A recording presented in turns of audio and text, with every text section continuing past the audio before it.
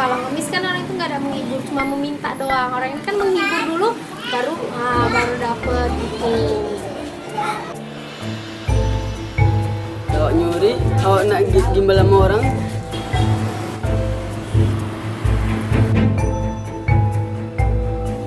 Kalau saya sih kembali kepada pemerintahnya. Sebenarnya pemerintahnya harus punya wadah di situ.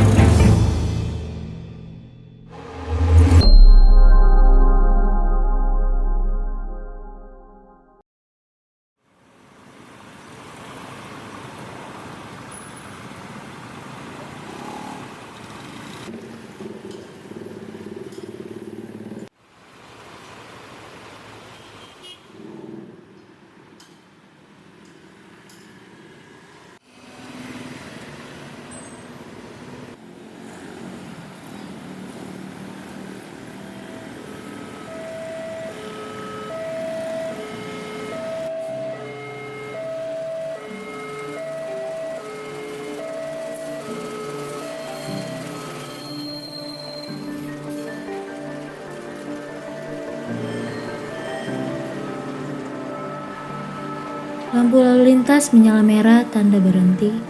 Boneka Mampang mulai beraksi. Dengan alunan musik dangdut bergoyang-goyang menghibur pengguna jalan. Mampang merupakan boneka joget yang dikatakan sebagai pengamen jalanan, memiliki berbagai macam bentuk. Disebutnya boneka ini sebagai boneka Mampang karena pertama kali boneka ini sering terlihat di Jakarta Selatan, tepatnya di daerah Mampang. Kemudian meluas ke berbagai daerah lainnya, salah satunya di kota Medan. Siapa sangka di balik hiburan boneka Mampang yang jenaka terdapat wajah legam dengan senyum tipis, betapa sering mereka terpandang terik matahari. Apalagi di dalam boneka tersebut terasa sangat panas dan berat di kepala.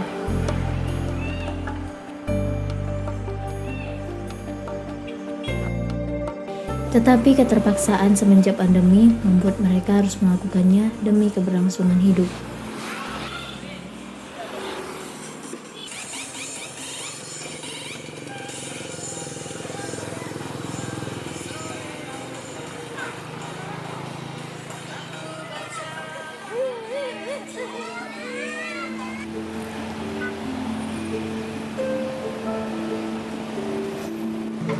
Sewanya di mana ki dekat ini Tahu pangkalan family. angkot itu. Oh, sini juga. Iya, pangkalan angkot. Bayarnya per Satu hari 50.000. sama ini ya. Ya, kalau malam 25. Ini dek, nyewanya berapa? Ini lemon. Itu sama musik-musiknya juga udah? Iya, udah. 50. Kalau ini beli 200 tadi ya? Penghasilan paling banyak yang Tahu? paling dikit. Paling dikit kan biasa itu lah bang, 70 80. Itu paling sedikit, banyak itu enak bang 300. Itu lebih enak pendapatan waktu pas ngamen apa pakai ini? Pakai ini. Enak. Ngamen panas. Kadang satu hari dapat 125. Paling Ada sedikit lah. dikit.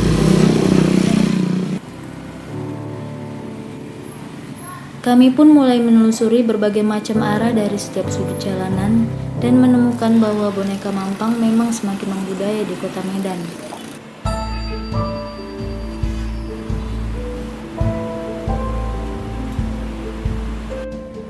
Mereka tuh pengemis atau termasuk seniman atau gimana pandangan Anda? Sebenarnya kalau kita sih di sini kan kalau saya sih kembali kepada pemerintahnya. Sebenarnya pemerintahnya harus punya wadah di situ.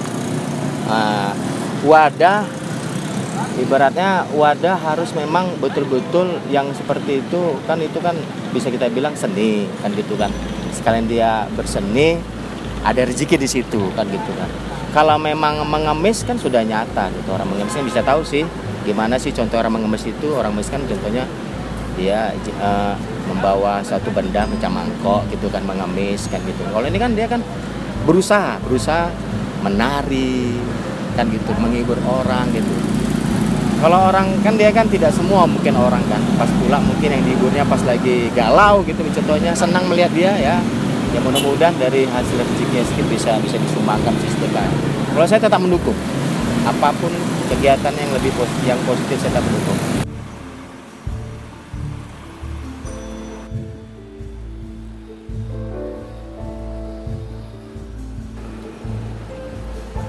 Kapan mulai nyewain boneka badut?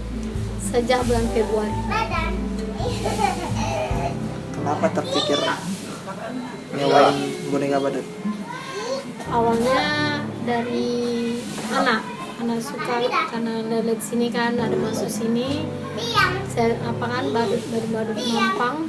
Sudah terpikir karena COVID, pekerjaan pun lagi dirumahkan. Ya akhirnya saya terpikir untuk jadi badut. Usaha. Untuk sewa boneka Mampangnya itu berapaan kak? 3 jam 20.000. Paketan 3 jam? Ya 3 jam 20. Kita naiknya 5.000 per jamnya. Jadi 4 jam 25.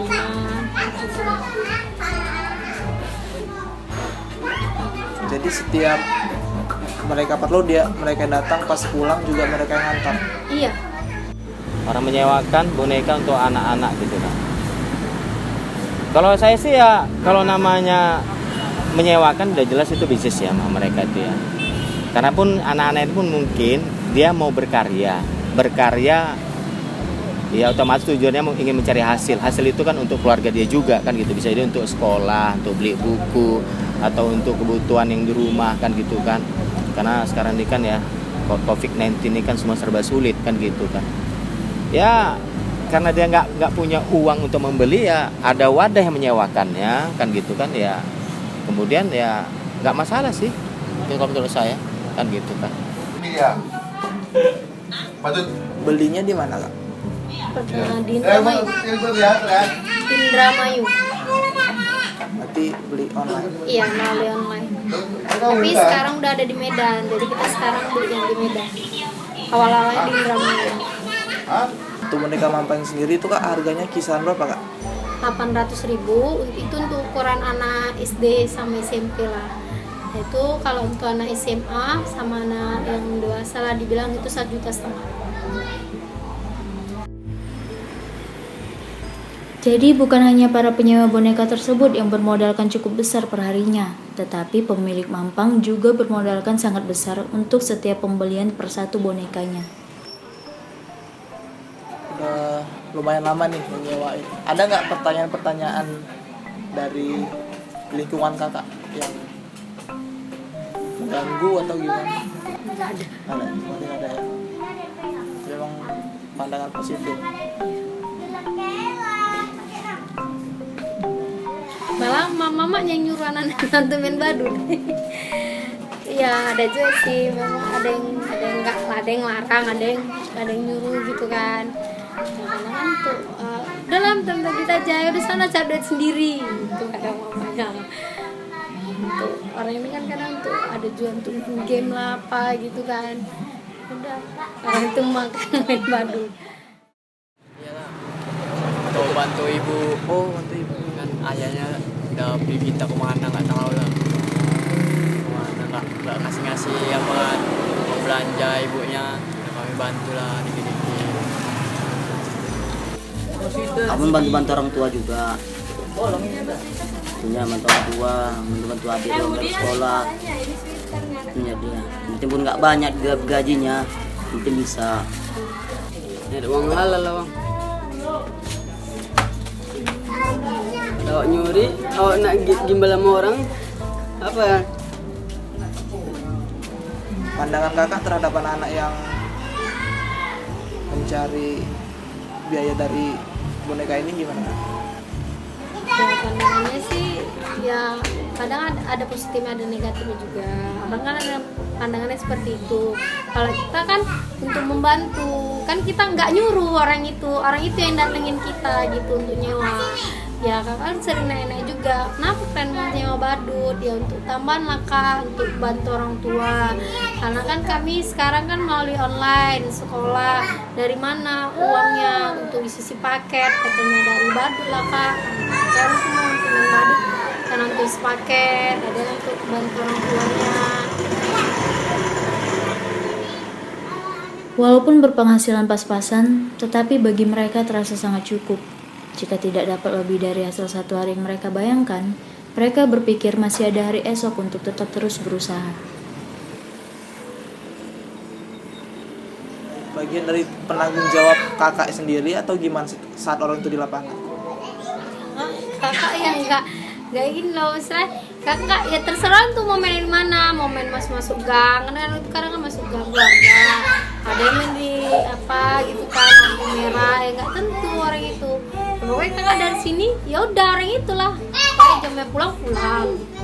Oh, berarti di luar tanggung jawab kalau dari Iya.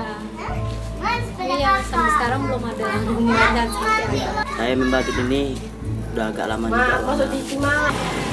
Semenjak 3 bulan yang lalu ayah udah nggak ngasih uang lah, nggak ngasih uang lagi. Adalah bang sampai 3 bulan. menurut kakak semakin banyak orang-orang yang kayak kakak gini, kakak berpikir kan, mindset kakak kalau kakak ini membantu adik-adik kan dalam mencari, berarti semakin banyak yang menjual atau itu semakin baik untuk adik-adik atau gimana pandangan kakak? Kalau dibilang sih, kalau dulu kan kita pertama, jadi kan selalu rame aja gitu ya.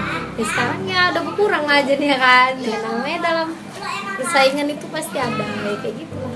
Oh, Jadi berarti- ya sekarang udah nggak rame kali gitu. Kalau dulu kan sampai ngantri-ngantri. Dari sisi bisnis pasti, Heeh. tapi sisi lainnya adik-adik makin terbantu gitu ya. Oke. Tanggapan kakak tentang misalnya ada nih yang berpendapat adik-adik ini ngemis atau menghibur? Maksudnya Menghibur lah. menghibur. Heeh. Orang itu kan menghibur itu, orang itu kan ngemis. Kalau ngemis kan orang itu nggak ada menghibur, cuma meminta doang. Orang ini kan menghibur dulu, baru dapet gitu. Kalau saya sih mandangnya seperti moto pribadi sih, udah belajar. Maksudnya selama ini kan belajar untuk berpikir positif di siapapun. Nah itu tadi, yang bisa berpikir positif ini, ya kalau saya sih tetap mendukung apapun. Daripada kita minta-minta bang, ya kan sama orang, lebih bagus kerja itu nyata kan gitu. Karena apapun ceritanya, di mata Allah tuh nggak ada yang hina bang. Allah tuh tidak ada yang hina pandangan di mata Allah itu. Kalau kita masuk bebas, yang penting masih Tuhan.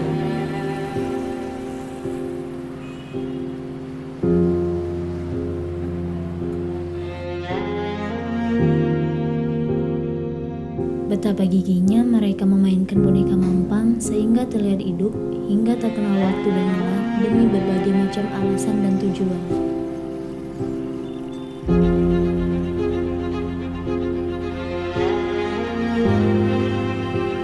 Itu adik-adik yang gengsi ya. Wajar sih namanya sifat manusia ya.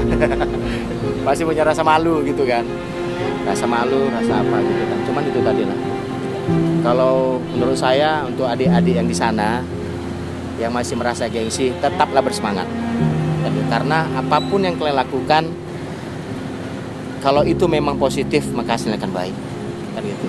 Karena kan semua kan mereka yang melakukan kan punya masing-masing tujuan kan gitu. Ada yang untuk sekolah mungkin, ada yang untuk kebutuhan rumah kan gitu kan. Ada itu bantu orang tua gitu, macam lah. Yang penting kalau dari sayanya semasi itu niatnya bagus, mudah insya Allah hasilnya akan baik. Itu aja. Harapannya ya semangat aja lah. Semangat untuk bantu orang tua, kalau untuk kebaikan ya mungkin jangan niatnya baik aja untuk orang apa, untuk menolong. Semasi itu positif gitu kan. Dan ini memang sebenarnya harus ini, memang benar-benar harus diperhatikan betul-betul sama pemerintah kalau menurut saya. Betul lah. Apalagi kalian lah yang muda-muda kan gitu kan, harus memang betul support lah. Siapa lagi kan gitu. Karena kan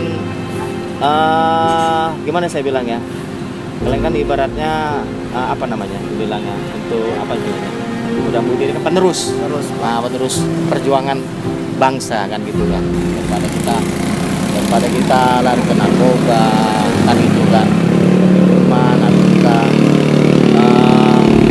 sekarang kan lagi takut kalau malam nih kan cuma terjumbus ke geng-geng anak motor. Lebih bagus kita yang muda-muda ini lebih bagus melakukan sesuatu hal yang positif, karena kalau pemuda yang berkarakter baik, berjiwa baik, yang cerdas dengan jiwa yang sehat kan gitu kan, insya Allah pasti Indonesia ini akan lebih baik dan maju.